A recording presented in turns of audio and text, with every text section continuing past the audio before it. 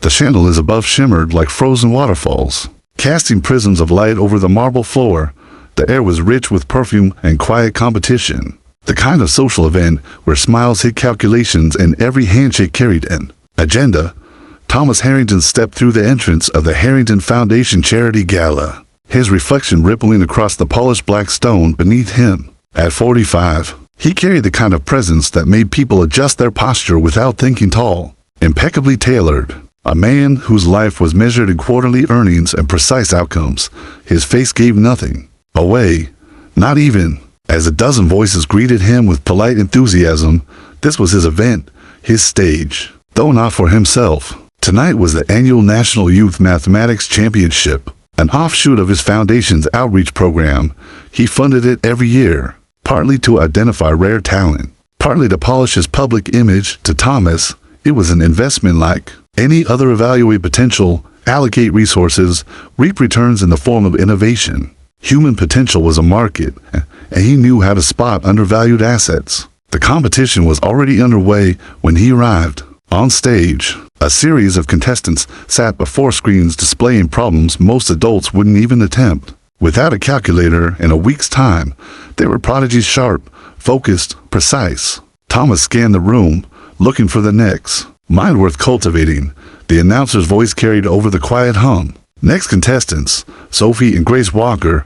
Two girls walked onto the stage, each holding a slim white cane that tapped softly against the floor in a measured rhythm. Identical in height, dressed in simple navy blue dresses, their hair tied in matching braids, they were guided by a woman wearing a name tag from Oakwood Children's Home. The shift in the room was immediate, whispers rising like a breeze through tall grass. Blind, both of them, 9 years old at most. How could they possibly compete in an advanced calculus round?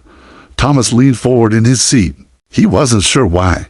Perhaps it was the way they moved synchronized without looking at each other. Every step deliberate, as though the world's map was already engraved in their minds. The moderator read the problem aloud, a complex equation involving trigonometric series and limits. There was an unmistakable hesitation in his voice, as if already expecting their failure. The twins stood side by side, heads inclined just slightly toward each other, their hands resting lightly at their sides. And then, without pause, they began to speak, not to the audience, not to the judges, but to each other in a quiet, rapid-fire exchange of ideas. Their voices overlapped, weaving a tapestry of logic and reasoning so fluid that the rest of the room seemed to fade away. Numbers and terms became music, a harmony of thought. 43 seconds later, they stopped in unison. The answer is 3.1 for 159 to 65, approximating pi, they said together. A beat of silence followed. Then applause crashed against the walls, louder and longer than for any contestant before them. Thomas found himself on his feet before realizing he had moved. Something unfamiliar, tight, insistent, gripped his chest. After the competition, he crossed the crowded hall toward them. That was extraordinary, he said, crouching so they could hear his voice clearly. I'm Thomas Harrington. Both girls turned toward him with uncanny precision. We know, one said. Your voice matches the TED Talk you gave on quantum computing, the other added. Their caretaker smiled apologetically. The girls remember everything they hear. How long have you been at Oakwood? Thomas asked. 2 years, 3 months, 14 days, Sophie replied without hesitation. Since the car accident, Grace added softly. Something inside him shifted in uncalculated recognition. He saw in them not just brilliance, but a shadow of himself at their age, unseen, underestimated, surviving in a world that measured worth in all the wrong ways. Would you like to come work for my foundation? He asked. Their children? The caretaker said gently, what they need is a family. Thomas's mouth opened before his mind could catch up. Then I'll give them one. I want to adopt them. The air tightened, the room pausing as though someone had muted the sound. Then came the whispers, publicity stunt, midlife crisis, a desperate bid for attention. Thomas barely heard them. The only thing that mattered was the flicker in the twins' expressions, hope. So fragile it looked like it might vanish if spoken aloud, and for the first time in his adult life, Thomas Harrington made a decision without a single calculation. He had no plan, no forecast, no contingency, just the blind girls in front of him and the sudden, undeniable certainty that his life was about to change forever. The city's skyline burned gold in the evening light. As Thomas's Bentley purred up the long private drive toward Harrington Estate, the wrought iron gates swung open in silence, revealing a mansion designed to impress, but not to comfort tits. Clean lines and glass walls more like a corporate headquarters than a home. Inside, the air was cool, still, and faintly scented with the lilies. Mrs. Bennet, his housekeeper of 15 years, insisted on arranging each Monday. Sophie and Grace sat in the back seat beside him, hands folded neatly in their laps. Their white canes lay across their knees, but their heads turned slightly from side to side as if tasting the air. "The gravel here has a different sound," Sophie remarked quietly. "Small as stones. Tighter packed," Grace agreed. "It absorbs." The footsteps. Thomas found himself smiling. "You can tell that just from the sound of the tires." Grace tilted her head. "It's more than sound. The echo changes. The smell shifts. There are birds here we haven't heard before, 3 kinds at least." Mrs. Bennet stood waiting at the grand front steps, her posture straight, expression unreadable. She'd been with Thomas long enough to know when he was bringing home a business partner. "Arrival or trouble, Mr. Harrington," she greeted, her eyes flicking toward the girls. "Welcome home. This is Mrs. Bennet," Thomas said, helping Sophie and Grace out of the car. "She knows this house better than I do." The housekeeper gave a short nod. "Your rooms are ready." As requested, Thomas had spent the past week preparing the East Wing braille labels on every door, textured wallpaper for navigation, a voice-controlled sound system. It had been a logistical challenge he approached like any other problem. Hire the best people, pay for speed, achieve the result. What he hadn't anticipated was how the girls would take ownership of the space in mere minutes. "May we explore?" Sophie asked, her voice tinged with curiosity rather than hesitation. "Of course," Thomas began. "But I should. We'll map it ourselves," Grace interrupted with quiet confidence. "We need only one pass." Mrs. Bennet opened her mouth, ready to object, but Thomas raised a hand. "Let them, for the next hour." He followed at a respectful distance, watching as the twins navigated each room with uncanny precision. Their fingertips grazed the walls, pausing at texture changes. They counted steps, identified scent markers, and even used the echo of their own voices to judge ceiling height. They moved like dancers through the vast spaces, pausing only to whisper in their strange, layered language, a braid of half-sentences and shared meaning that no one else could fully follow. By dinner time, they had found the dining room without assistance, seated themselves, and commented on the subtle lavender scent of the napkins. Mrs. Bennet's wariness had softened into something closer to respect. Thomas tried to steer the evening toward conversation, but found himself strangely on edge. He was used to controlling a room, guiding it toward his chosen outcome. The girls, however, were an entirely different equation, unpredictable variables that defied his carefully constructed logic. After dessert, he suggested they might read together from his library. He expected hesitation. Instead, the twins exchanged a silent glance. Then Sophie spoke. "We could read to you." 10 minutes later, they sat cross-legged on the library rug, reciting The Secret Garden from memory, each taking a character's voice with such precision and emotion that Thomas forgot they weren't reading from a page. Their performance filled the room with warmth, each word a brushstroke painting scenes he could almost see. When they finished, he asked, "How many books have you memorized?" 217, Grace answered promptly. Mrs. Bennet, standing in the doorway, murmured, "Remarkable." Later, long after the girls had retired to their rooms, Thomas found himself in his study, staring out at the vast dark gardens. He had adopted them on instinct, to move so wildly out of character that even now, alone, he couldn't fully explain it to himself. All he knew was that in their presence, the cold precision that had ruled his life for decades felt less important. But in the shadows of the estate, far from the warmth of the library, a different thought began to take root, one he didn't dare voice. Sophie and Grace were not just remarkable, they were dangerous, in the way only people who can see without seeing can be. And somewhere deep down, Thomas suspected their arrival in his life was no accident. The following week, the polished glass walls of Harrington Tech's top floor reflected the restless hum of unease. In the boardroom, 14 executives in tailored suits sat in a perfect oval, their murmurs cut short when Thomas entered. He walked in with his usual controlled stride, but unlike most mornings, he was not alone. Sophie and Grace followed at a measured distance, their canes clicking softly against the floor, the sound sharp against the hush. The room's attention shifted immediately. Some eyes widened. Others narrowed. Marcus Reynolds, the company's ambitious vice president, leaned back in his chair, a practiced smirk curling at the edges of his mouth. He had been waiting for this. "Mr. Harrington," he began smoothly, "before we get started, perhaps you could explain why guests are joining a closed-door session." Thomas's voice was calm but carried an edge. "They're not guests. They're my daughters." The word landed like a thunderclap. Several board members exchanged glances. One coughed into his hand. Another scribbled something into his leather-bound notebook. Marcus didn't look away. "Your daughters," he repeated, tasting the word, as if it might reveal something bitter. Yes, the recent adoption." His gaze flicked toward the twins.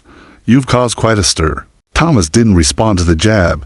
"We're behind schedule on the neural interface project," he said, taking his seat at the head of the table. "Today, we fixed that." Dr. Patel, the chief engineer, stood to present. Charts and equations glowed on the wall-sized screen lines of code, graphs showing declining efficiency and the grim projection of a 6-week delay. "We've run every model we can," Patel explained. "The data just won't align with the theoretical response times. We're losing ground." Sophie tilted her head, listening intently. Grace's fingers moved over a sheet of braille notes she had prepared during the drive over notes. Thomas hadn't even seen her write. They had overheard him on the phone 2 nights ago, speaking in low tones about the delays. Without asking, they had started working through the problem in their own quiet, overlapping way. Thomas glanced toward them now. "You'd have something to add?" The room shifted, some leaning forward in curiosity, others stiffening in irritation. "You're treating the brain like a machine," Sophie said, her voice steady. "It's not. It's music. Different parts working together, but not in sequence," Grace added. "You're forcing it into a linear model. That's why your predictions collapse under stress." Marcus chuckled softly, earning a sharp look from Thomas. "We've tried nonlinear models," Patel began. "Not like this," Sophie interrupted. "Parallel processing, but with variable synchronization intervals, like instruments coming in at the right moment in a symphony, not all at once." Grace's fingers tapped a pattern on the braille page. "It means you can handle more data without overloading the system, because the system learns which signals to prioritize in real time." The room fell silent. Dr. Patel stared at them, as if they had just spoken a language only he understood. Slowly, he began to smile. "If that works," he murmured, "we're not just salvaging the project, we're rewriting the field." Marcus's smirk faltered. "And how, exactly, do the children come up with this?" Thomas's gaze hardened. "They listen, they think differently, they see what you can't." The meeting stretched late into the night, the twins overlapping, voices guiding the team through a series of rapid-fire adjustments to the code. By the time the engineers left, the impossible was suddenly possible, a breakthrough on a $200 million project, born in less than 3 hours, when the room was empty except for Thomas and the girls. Sophie asked, "Was that all right?" "All right?" Thomas almost laughed. "You just changed everything." But in the quiet after the adrenaline faded, a thin thread of unease wound through his thoughts. This was the kind of leap companies would kill to own. And now, the whole board had seen where it came from, the blind children who bore his last name only on paper. In the reflection of the darkened boardroom glass, he caught sight of Marcus lingering in the corridor, his expression unreadable. Thomas knew that look. It was the look of a man who had found leverage and intended to use it. Rain pressed softly against the tall windows of Harrington Estate that night, the sound muffled but constant, like the patient ticking of an unseen clock. Thomas had intended to retreat to his study with a glass of bourbon and the quiet satisfaction of the day's victory, but the estate wasn't as still as it usually was. Somewhere down the east wing, he could hear Sophie and Grace's voices, low, quick, and layered the way only theirs could be. It wasn't the casual hum of bedtime conversation. It was sharper, charged. He followed the sound. Their bedroom door was half open, light spilling across the hall. Inside, the twins were crouched on the floor beside their wardrobe, hands buried deep in a stack of sweaters. When they heard his footsteps, they froze, not startled, exactly, but caught in the way a chess player pauses when someone sees him moved early. "What's going on here?" Thomas asked, leaning against the door frame. Sophie's voice was calm, but a beat too slow. "We were organizing," Grace's fingers stilled on a warm wooden box she had just pulled free. It was small enough to carry, but heavy with the kind of weight that has nothing to do with mass. The dark grain of the wood was polished smooth from years of handling, and the brass clasp on the front was tarnished, as if it had been closed for a long, long time. Thomas stepped closer. "May I?" The twins exchanged that silent glance, the one where an entire argument seems to pass between them in seconds. Finally, Grace gave the smallest of nods. Inside, the box was filled with papers, a few small trinkets and envelopes carefully bound together with thin twine. A faint scent rose from them, something like cedar, something like thyme. On top was a faded photograph, a man and woman, both in lab coats, standing in front of a wall of whiteboards covered in equations. Between them, a younger version of Sophie and Grace, 4 years old. Identical smiles framed by identical braids. "Our parents," Sophie said quietly. "They were scientists," Grace added. Thomas thumbed through the envelopes. Each was dated, each in the same precise handwriting. Letters chronicling milestones, solving puzzles far beyond their age, inventing games with rules only the twins understood, speaking in what their father called code speak. It wasn't just a parent's fond recollection, it was observation, documentation. One envelope was thicker than the rest. Inside was a small USB drive. Thomas looked up. "Do you know what's on this?" The twins shook their heads in unison. That night, long after they were asleep, Thomas sat at his desk in the dim glow of his desk lamp and inserted the drive into his laptop. Folders bloomed across the screen, years of research files, simulation data, video recordings. The titles alone made his pulse quicken. Complementary cognition models, neural pathway synchronization, nonlinear pattern recognition, the kind of work companies would pour fortunes into, guarded as closely as national secrets. He clicked on the first video. The man from the photograph, Robert Walker, appeared, leaning toward the camera. His voice was steady, but there was an urgency beneath it. "Sophie, Grace, if you're seeing this, it means your mother and I aren't there anymore." He paused, as if choosing the next words carefully. "You have something rare together. You think in a way no one else on this planet does. What we've learned from you could change the way the world understands intelligence. But you are not experiments. You are our daughters. And this gift is yours to protect or to share." Thomas sat back, the hair on his arms rising. The work on this drive wasn't just advanced, it was decades ahead of anything on the market. And it was born from the minds of the two children, sleeping down the hall. He closed the laptop slowly, the rain still whispering against the glass. For the first time, a new kind of calculation took shape in his mind, not the kind measured in profit or loss, but in trust and danger. This research could change the world, but if it fell into the wrong hands, it could destroy them. And Thomas knew exactly who in his orbit might already be thinking about how to take it. The rain had stopped by morning, but the estate still carried that post-storm heaviness. The air thick and metallic. Thomas had barely slept. The USB drive was locked in the biometric safe in his study, yet he couldn't shake the feeling it was burning a hole through the walls, broadcasting its existence to anyone who might want it. Sophie and Grace were in the kitchen with Mrs. Bennett, their hands moving deftly as they helped slice fruit, the rhythm of their conversation light, almost musical. He stood in the doorway watching them, trying to memorize the unguarded ease in their faces. It struck him that moments like this were rare, not because the girls were tense, but because he was always thinking ahead, calculating outcomes. The intercom buzzed. "Mr. Harrington, Ms. Peterson from Child and Family Services is here." Thomas felt his stomach knot. Ms. Peterson, the social worker assigned to oversee the twins' welfare since the adoption, was brisk and professional. The kind of person who could smile politely while dismantling your life with paperwork. She entered the sunlit sitting room with her usual clipboard in hand, the faint scent of rain still clinging to her coat. "I'll get straight to the point," she said, sitting across from him. "I've received troubling reports." Thomas leaned back, expression unreadable. "From whom?" She glanced down at her notes. "Sources close to your company. Allegations that you're leveraging the girls' intellectual abilities for corporate gain." The words landed harder than he expected. "That's absurd. They're brilliant. Yes, they want to contribute. I'm giving them the tools, Mr. Harrington." Miss Peterson interrupted gently. "Children need more than tools. They need to know they are valued for who they are, not what they produce. You've integrated them into your business, but where are the moments where they're just children?" Her voice was steady, but her eyes carried an edge of challenge. You of all people should understand the difference between mentorship and exploitation. He dismissed her with polite firmness, but the conversation stayed lodged in his mind like a splinter. That evening, dinner was quiet. Too quiet. The twins answered questions politely, but didn't elaborate. They didn't interrupt each other with their usual shared thoughts. Their movements, usually fluid, instinctively in sync, felt mechanical. Finally, Sophie set down her fork. "We overheard Miss Peterson today." Thomas froze. "She said you might be using us," Grace added, her voice soft but steady.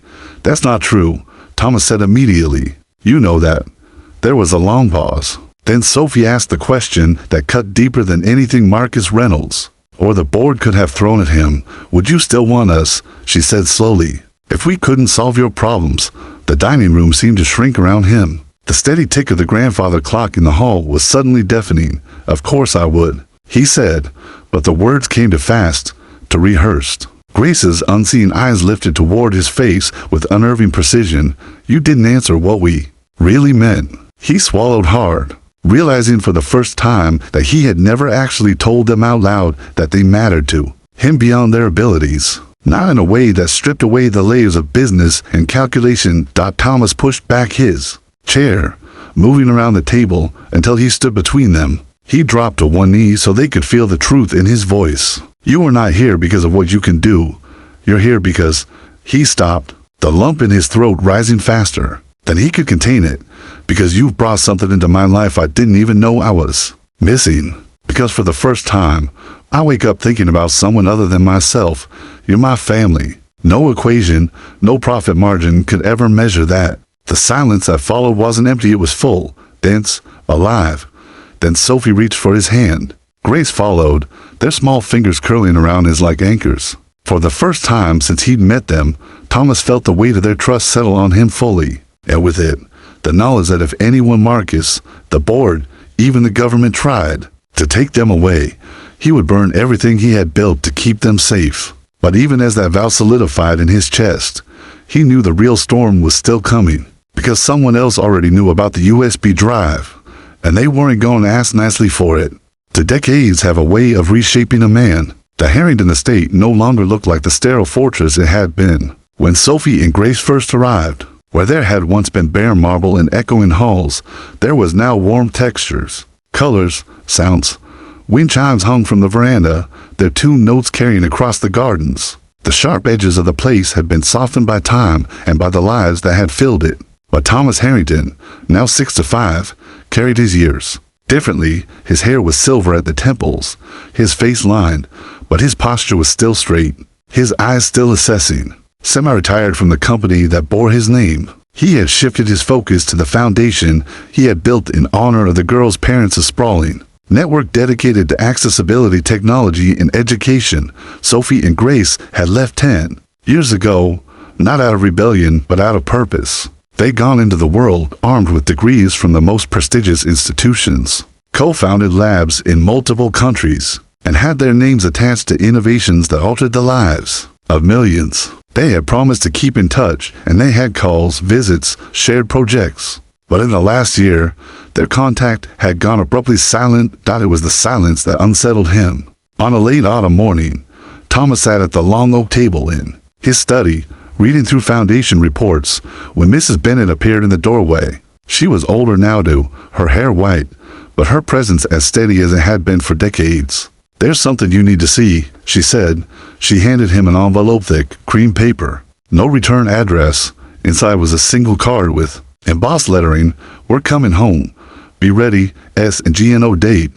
No explanation. For 3 days. The estate buzzed with quiet preparation. Word spread quickly in circles that paid attention to such things. By the 4th day, reporters had started to gather at the gates. Rumors bloomed. Some claimed Sophie and Grace had sold their company for billions. Others whispered of a merger that could reshape the tech industry, and a few suggested darker possibilities: corporate espionage, political maneuvering, secrets resurrected from the past.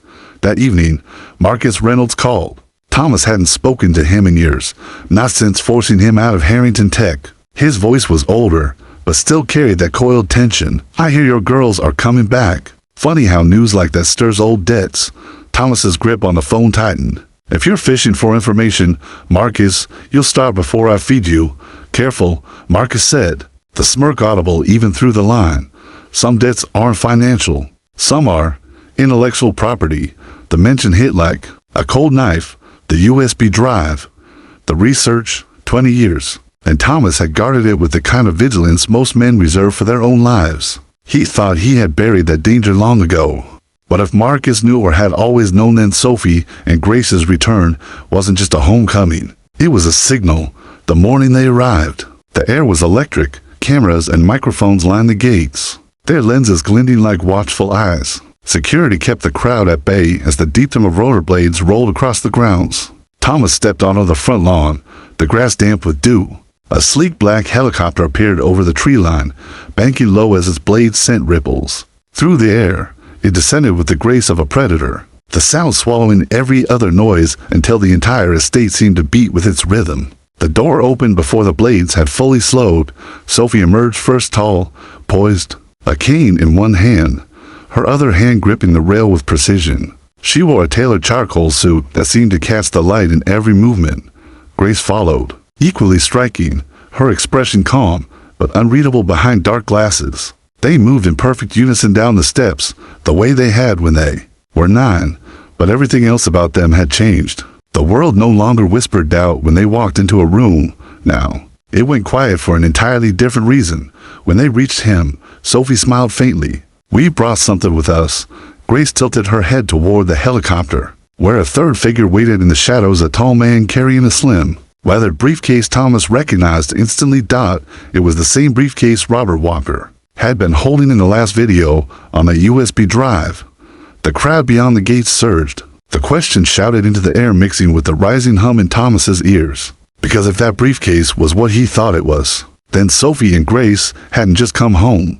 They'd come to finish what their parents started. And somewhere deep in his bones, Thomas knew this would either change the world or burn it to the ground.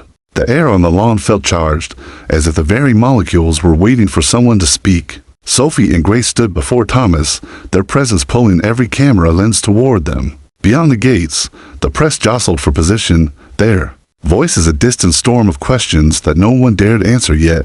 The tall man from the helicopter stepped forward, the briefcase still in his hand. His face was lean, lined with time, but his eyes sharp and restless were almost identical to the man in the old videos. Thomas's breath caught. "Who is he?" Thomas asked quietly. Sophie's mouth curved in the faintest smile. "Uncle David." The name meant nothing to the world, but to Thomas, it was a silent detonation. Robert Walker's younger brother, a man who had vanished from every public record to decades ago, rumored to have been on the run with classified data from multiple corporations. The kind of ghost you only found if they wanted to be found. David placed the briefcase on the table set up beneath the veranda awning. "We don't have much time before others arrive. Once this is open, everything changes." Thomas glanced at the twins. "Tell me what's inside." Grace stepped closer. "It's not just the rest of our parents' research. It's the prototype." The word hit harder than a punch. He remembered the fragmented diagrams from the USB drive schematics. So advanced they seemed almost alien in their elegance. "You're telling me it works?" "It worked 20 years ago," Sophie said, "but no one alive understood how to run it until now." David flicked the latches open. Inside, wrapped in layers of shockproof foam, was a device no larger than a thick tablet. Its surface was a mosaic of microlattice glass and metal filaments, pulsing faintly as if alive. Alongside it lay a stack of documents, each stamped with the faded red imprint of confidential. "This," David said, tapping the device, "is a neural synchronization interface. Not the watered-down version. Your company is just now perfecting this. Is the real thing. It doesn't just connect to the brain. It adapts to it. It learns you as you learn it. Your thoughts don't control the device becomes an extension of them." Thomas stared at it, torn between awe and the gut-level fear of knowing exactly how dangerous it would be in the wrong hands. "You can't just bring this here. You'll start a war." Grace's voice was steady. "The war's already started. Thomas, we've been fighting it quietly for years. That's why we left." Before he could ask more, a sleek convoy of black cars appeared beyond the gates. Security moved instantly, but the vehicle stopped just out of reach. Men in dark suits stepped out, their eyes hidden behind mirrored glasses. One of them held up a leather folder and shouted something that was lost in the crowd's noise, but Thomas recognized the stance. Government. They're here for the prototype, Sophie said, her voice quiet but certain. Thomas felt a rush of protective fury he hadn't known in years.